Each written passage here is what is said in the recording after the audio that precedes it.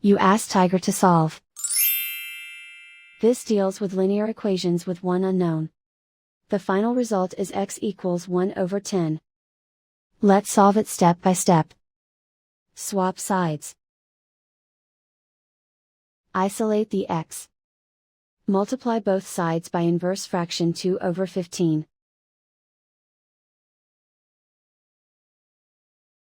Group like terms. Multiply the coefficients. Simplify the fraction.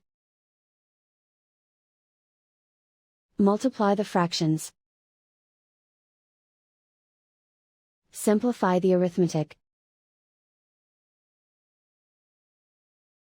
And so the final result is x equals 1 over 10.